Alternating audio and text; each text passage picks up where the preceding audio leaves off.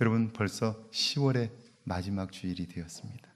이제 11월이 되면 추수감사주일 보내게 되고 그러면 한 해가 저물게 됩니다. 여러분 2017년 첫날에 마음에 다짐했던 일들 혹시 지금도 기억하고 계신가요? 이제 2달 남았는데요. 지금이라도 다시 그때의 마음을 회복하게 된다면 여러분 충분히 2달 안에 그 일들을 이루어갈 수 있을 것입니다. 사실 목표를 세우는 일 중요하지만 세운 목표를 꾸준히 밀고 가는 것, 잊지 않고 살아가는 일은 더 중요합니다.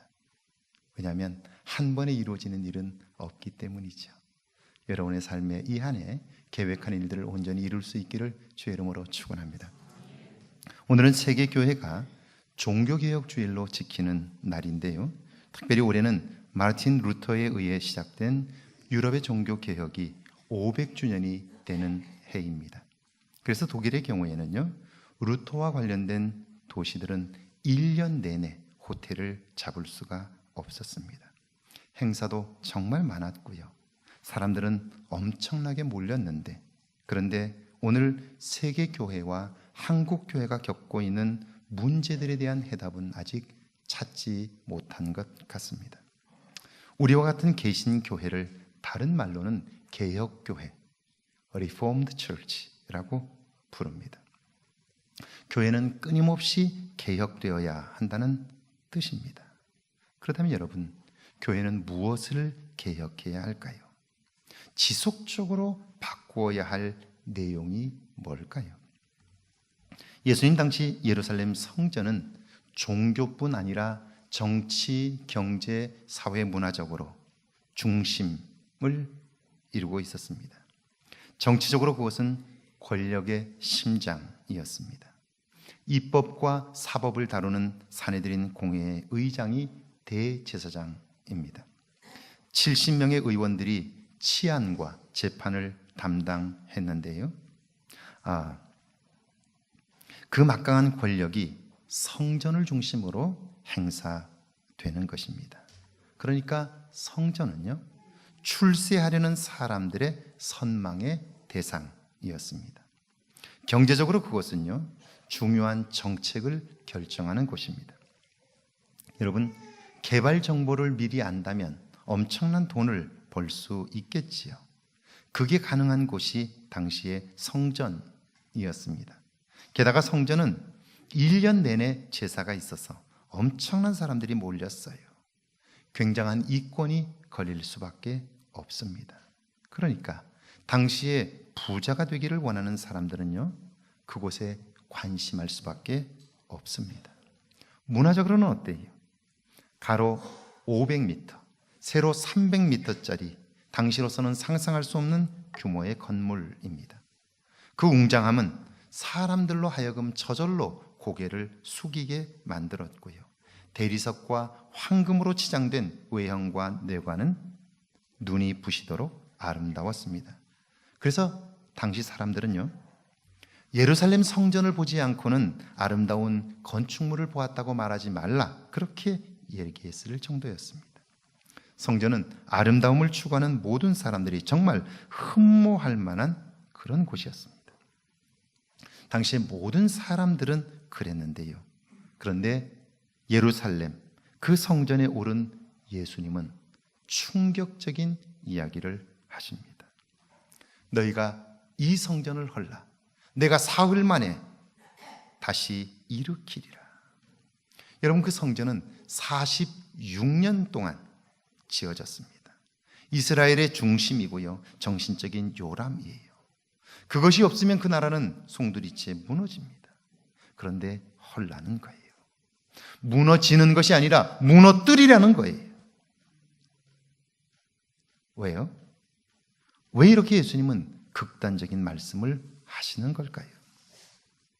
여러분, 성전은 말 그대로 거룩한 집입니다. 금을 입히고 대리석을 붙였다고 해도 그건 사람이 지은 건물입니다. 어떻게 사람이 지은 건물이 성전이 될 수 있을까요? 성전이 될 수 있는 단 한 가지의 조건은 그곳에 거룩하신 하나님이 계시는 것입니다. 하나님이 계실 때 그곳은 건물이 아니라 거룩한 집, 성전이 되는 거죠. 그러니까 성전은요, 건물이 화려해서가 아닙니다. 엄청난 힘과 부와 명예가 있어서도 아닌 거예요. 비록 초라한 건물이라 할지라도, 그게 초가집이라 할지라도 그곳에 하나님이 계시면 성전이 되는 거예요.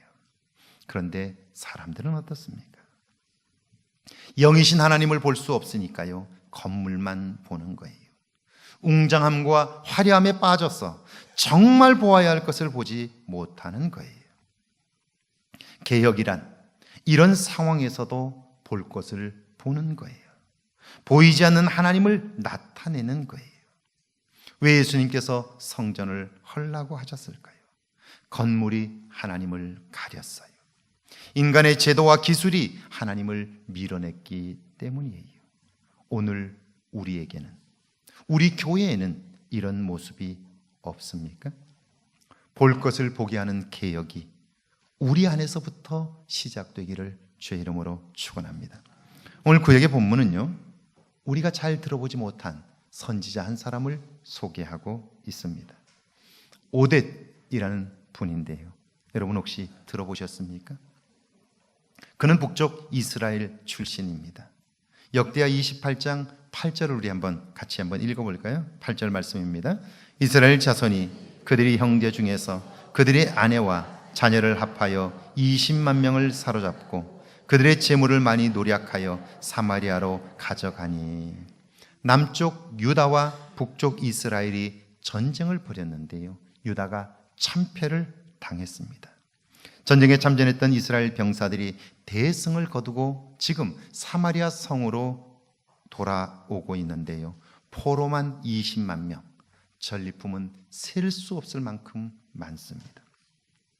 승전보가 알려지고 병사들이 돌아오면요, 성 안에 있는 모든 사람들은 다 성 밖까지 나와서 그들을 환영하고 맞이해요. 노래를 부르고 춤을 추며 그 승리를 축하하는 거예요. 다윗 때에도 사울이 죽인 자는 천천히요, 다윗은 만만이로다 노래하며 여인들이 나와 춤추며 노래했지요. 그러니까 지금 이 사마리아 성은요, 온통 축제 분위기입니다. 승리감에 노래를 부르고 덩실덩실 춤을 추고 있는 거예요. 이런 상황입니다. 그런데 오뎃 선지자가 이런 분위기에 찬물을 끼얹습니다. 화를 내며 언성을 높이는 거예요. 9절과 10절이죠. 같이 한번 읽습니다. 시작. 그곳에 여호와의 선지자가 있는데 이름은 오뎃이라. 그가 사마리아로 돌아오는 군대를 영접하니 그들에게 이르되 너희 조상의 하나님 여호와께서 유다에게 진노하셨으므로 너희 손에 넘기셨거늘 너희가 노기가 충천하여 살육하고 이제 너희가 또 유다와 예루살렘 백성들을 압제하여 노예로 삼고자 생각하는도다. 그러나 너희는 너희의 하나님 여호와께 범죄함이 없느냐. 사람들은 모두 다 승리에 도취해 있는데요, 그래서 축제를 벌이고 있는데요, 그때 하나님의 사람 오뎃이 외칩니다. 이것이 너희가 잘해서 승리한 줄 알아? 유다 백성이 하나님을 버렸기 때문에 하나님이 그들을 아람 나라와 너희에게 잠시 맡긴 거야. 혼나게 하는 거야. 그런데 너희가 마치 심판자가 되는 것처럼 마음대로 그들을 살육하고 승리감에 도취해 너희는 하나님 앞에서 죄가 없어? 이렇게 꾸짖는 거예요. 여러분, 왜 이런 일이 벌어졌을까요? 지금 북이스라엘의 병사들과 백성들은 승리했다고 좋아서 기뻐하고 있는데, 그런데 오뎃 선지자는 그들을 향하여 꾸짖는 거예요. 너희가 하나님을 보지 못했기 때문에 이런 일을 벌인 거야. 너희도 하나님의 심판에서 자유로울 수 없어. 그렇게 이야기를 하는 거예요. 여러분, 그들은 전쟁을 하느라 하나님을 잊었어요. 무기를 점검하고 전술과 전략을 짜느라 하나님을 놓쳤어요. 전세가 좋아지자 자기들의 능력을 과시하느라 하나님을 무시했어요. 사실은 평상시에도 그랬어요. 그들은 자기들의 욕심을 따라 사느라 하나님을 생각지 않고 살았어요. 바쁘게 자기의 이익을 쫓아 사느라 하나님을 생각조차 하지 않고 살았던 거죠.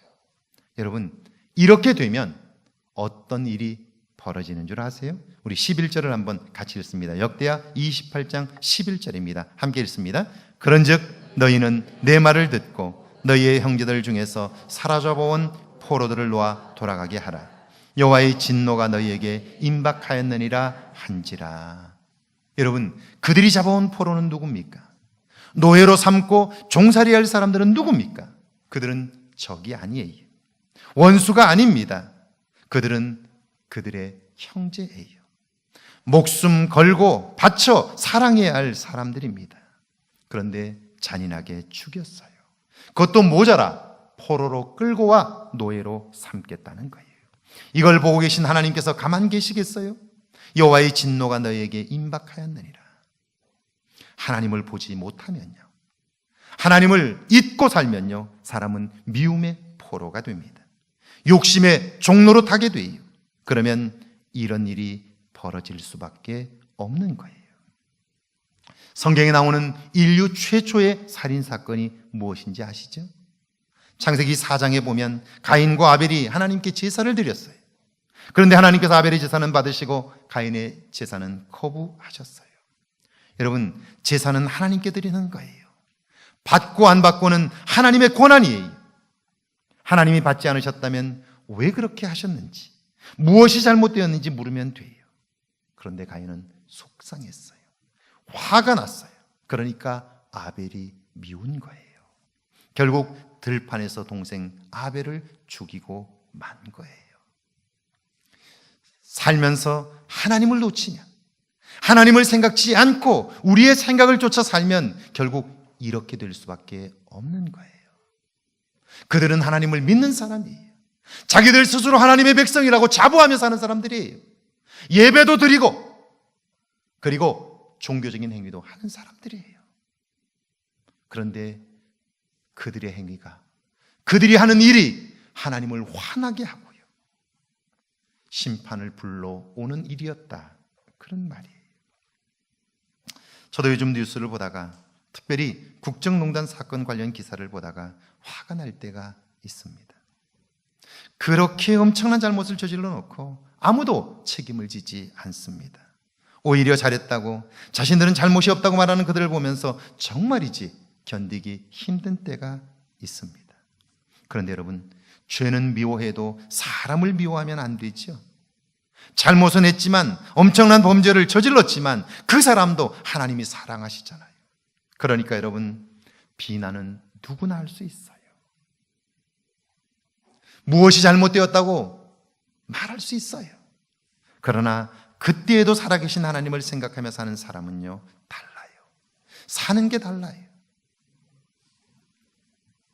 아름다운 사람에 관한 기사와 책을 쓰고 있는 김은식 기자의 글에 이런 이야기가 나옵니다. 함석헌 선생님을 평생 정신적인 지주로 삼고 살았던 제약교육자 최규철 선생님의 이야기입니다. 1964년 1월 16일일 거야.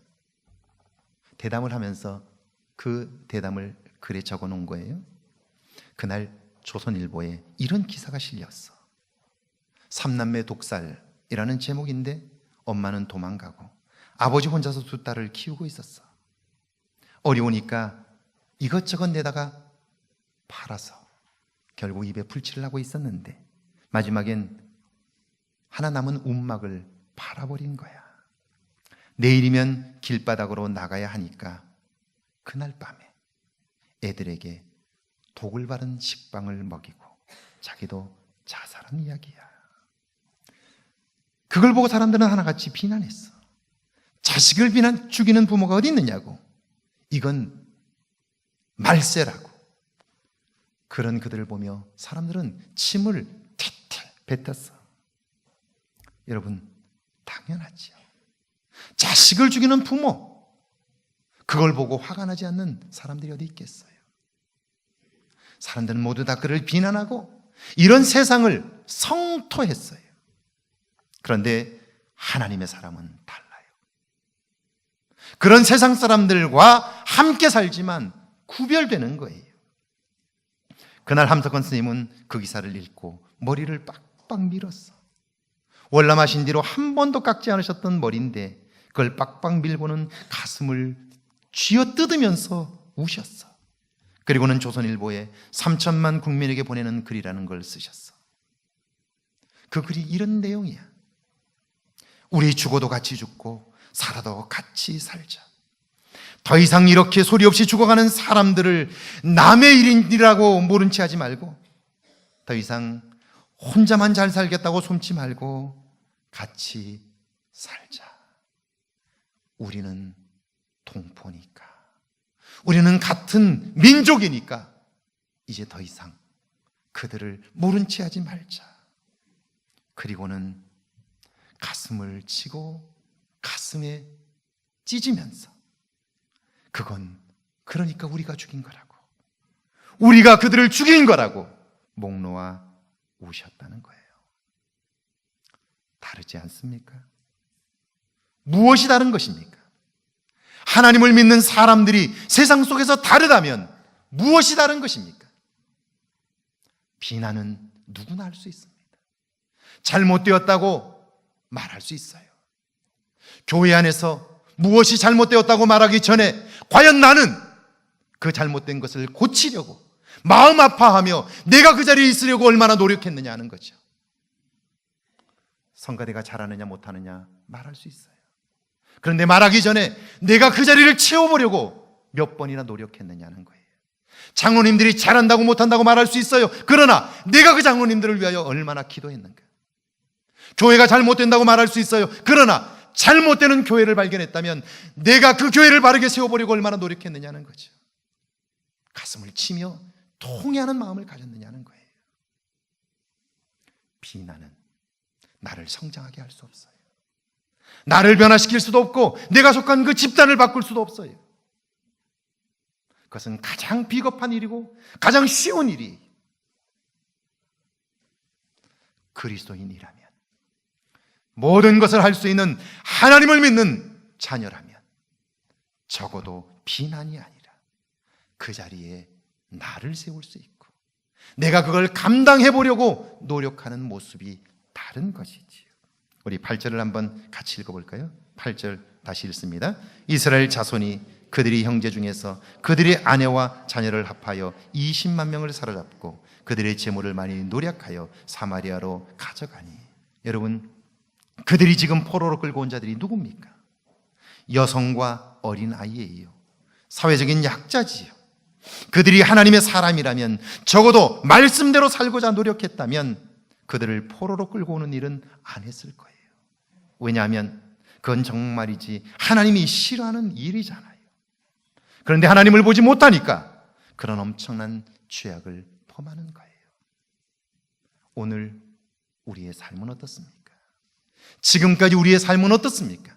과연 우리가 내린 결정, 우리가 행한 행동들은 하나님을 의식하며 한 것입니까? 그렇게 구별된 삶을 살아오셨습니까? 그렇지 못하다면 그 일은 결국 하나님을 대적하는 일이 되고 하나님 앞에서 죄를 범하는 일이 될 수밖에 없다는 거죠.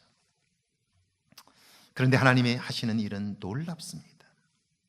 오뎃 선지자가 승전 퍼레이드를 하고 있는 군인들을 막아섰고요, 그들에게 호령했어요. 축제 분위기를 즐기는 백성들을 향해 질타했어요. 잘못하면 군인들에게, 군중들에게 맞아 죽을 수도 있는 상황입니다. 그러니까 목숨 걸고 그 일을 행한 거예요. 그랬더니 여러분, 어떤 일이 벌어진 줄 아세요? 12절과 13절을 함께 읽습니다. 시작. 에브라임 자손의 우두머리 몇 사람, 곧 요하난의 아들 아샤라와 무실레못의 아들 베랴가와 살룸의 아들 여히스기야와 하들레의 아들 아마샤가 일어나서 전장에서 돌아오는 자들을 막으며 그들에게 이르되, 너희는 이 포로를 이리로 끌어들이지 못하리라. 너희가 행하는 일이 우리를 여호와께 허물이 있게 함이니 우리의 죄와 허물을 더하게 함이로다. 우리의 허물이 이미 커서 진노하심이 이스라엘에게 임박하였느니라 하매. 그 말을 들은 이스라엘의 지도자 몇 사람이 일어납니다. 그들도 함께 군인들의 행진을 막아섰고요, 포로를 성 안으로 들이지 못하게 합니다. 왜요? 너희가 행하는 일이 하나님을 화나게 했다는 거예요. 이대로 가면 우리도 망하고 나라도 망한다는 거예요. 오대 선지자의 의로운 외침이 그 와중에도 하나님을 보며 살고 있던 사람들의 마음을 움직인 거죠. 그래서 감격적인 역사에 남는 한 장면을 만들었어요. 14절과 15절입니다. 같이 한번 읽어볼까요? 시작. 이에 무기를 가진 사람들이 포로와 노략한 물건을 방백들과 온 회중 앞에 둔지라.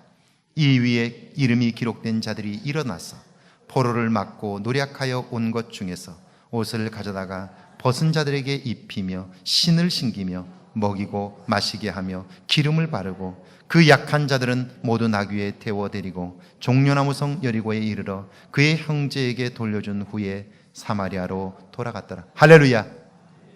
만약 제가 영화 감독이라면 저는 이 사건 하나만으로 영화를 만들고 싶어요. 그리고 정말 감동적인, 남한선성을 훨씬 능가하는 감동적인 영화 한 편을 제작할 수 있을 것 같아요. 여러분 한번 생각해 보세요. 앞서고 뒷선 군인들이 줄줄이 묶은 포로 20만 명을 끌고 오는 상황이에요. 그 뒤에는 그들에게서 뺏은 어마어마한 전리품을 끌고 오는 거예요. 노래를 부르면서 신나게 춤을 추며 오고 있어요. 그때 오대 선지자가 그들을 막아섰고요, 외치는 거예요. 그들이 누구냐? 그들은 우리의 적이 아니라 우리의 형제가 아니냐? 왜 그들을 죽이고 살육했느냐? 너희들은 죄가 없는 줄 아느냐? 하나님이 잠시 그들을 죄를 고치도록 너희들에게 맡겨줬는데 너희들은 마치 적과 싸우듯 그들을 죽이고 살육하지 않았느냐? 그러면서 저들을 사마리아 성에 드릴 수 없다. 하나님을 생각하라. 하나님을 두려워하라. 그렇게 외친 거예요. 그러자 그 뒤를 따랐던 춤을 추던 사마리아의 지도자들 중에 몇몇 사람들이 일어나서 그 말이 맞다고, 너희들은 절대로 이 포로들을 끌고 성 안으로 들어갈 수 없다고 막아서는 거예요. 그러자 춤추며 기뻐하던 사람들이 자기들의 잘못을 깨닫게 되고 회개하는 거예요. 그리고는요, 묶인 사람들의 줄을 풀어줘요. 자기들이 빼앗았던 전리품 중에서 좋은 옷들을 가져다가 헐벗은 사람들의 옷을 입혀줘요. 매맞고 상처난 곳을 치료해주고요, 줄인 사람들에게 먹을 걸 나눠주는 거예요. 그리고는 그들을 모두 다 그들의 성 여리고로 돌려보내고요, 가족들과 재회할 수 있게 해줘요. 그리고 그들은 빈손으로 사마리아 성으로 돌아오는 거예요. 여러분, 그 많은 전리품을 다 주고 났으니까 속상했을까요? 그렇지 않아요. 하나님을 만나 손은 빈손이지만 그들 속에 벅찬 감동이 있는 거예요. 하나님이 이런 기쁨을 주셨다고, 하나님이 이런 승리를 주셨다고, 잘못하면 우리가 큰 죄를 범할 수밖에 없었다고, 그러며 돌아오는 손은 빈손이지만 가슴은 벅차하는 거예요. 기뻐하는 거예요. 여러분, 한 번을 살아도 이런 삶을 산다면 오늘 저녁에 죽어도 좋지 않을까요? 오늘 시작의 본문을 한번 보세요. 누가복음 24장 32절인데 함께 읽습니다. 32절이죠. 그들이 서로 말하되 길에서 우리에게 말씀하시고 우리에게 성경을 풀어주실 때에 우리 속에서 마음이 뜨겁지 아니하더냐 하고, 예수님을 따랐던 두 제자인데요, 예수님께서 돌아가시자 유대인이 두려워 엠마오로 도망치고 있었습니다. 부활하신 주님을 그들을 찾아가셨고요, 죽음 너머에 있는 부활을 말씀하셨어요. 그런데 그들은 예수님을 알아보지 못했어요. 아마도 두려움이 너무 컸기 때문일 거예요. 죽으면 다시 살아날 수 없다는 자기 확신 때문이었을 거예요. 머리는 그런데 그 말씀을 듣는 순간 가슴이 뜨거워졌어요. 그러자 예수님의 말씀이 생각났고요, 엠마오로 가던 길에서 돌이켜 예루살렘으로 향했어요. 33절과 4절이죠. 같이 읽습니다. 곧 그때로 일어나 예루살렘에 돌아가 보니 11 제자 및 그들과 함께한 자들이 모여 있어 말하기를 주께서 과연 살아나시고 시몬에게 보이셨다 하는지라. 여러분, 그들은요, 예루살렘을 떠나야 살 수 있다고 생각한 사람들이에요. 살기 위해서는 예수님과 함께한 것들을 숨겨야 한다고 믿었던 사람들입니다. 그런데 그 모든 자기 생각이 무너졌어요. 예수님을 만난 감격이 얼마나 컸던지 두려움을 이겼습니다. 그리고 35절에 보면요, 자기들이 만난 부활의 주님을 사람들에게 전했습니다. 사랑하는 여러분, 500년 전 교회는 성경은 가지고 있었으나 말씀을 보지 못했습니다. 은혜는 받았으나 느끼지 못했고요, 믿음은 있었으나 그 믿음은 예수 그리스도로부터 온 것이 아니라 잘못된 자기 확신이었습니다. 예배당은 있었지만 하나님을 보지 못하니까요, 부패하고 타락할 수밖에 없었습니다. 개혁은 보아야 할 것을 보는 것입니다. 매일의 삶 속에서 나와 함께 하시는 하나님을 경험하는 것입니다. 이게 회복되지 않으면 우리는 욕심에서 벗어날 수 없습니다. 우리는 자기 자신의 잘못된 확신에서 벗어날 수 있는 길이 없고요, 결국 멸망에 이를 수밖에 없습니다. 하나님의 심판에 이를 수밖에 없는 거죠. 매일매일의 삶 속에 함께 하시는 하나님을 발견하십시오. 그분을 느끼십시오. 이런 개혁이 저와 여러분 모두에게 있기를 주의 이름으로 축원합니다.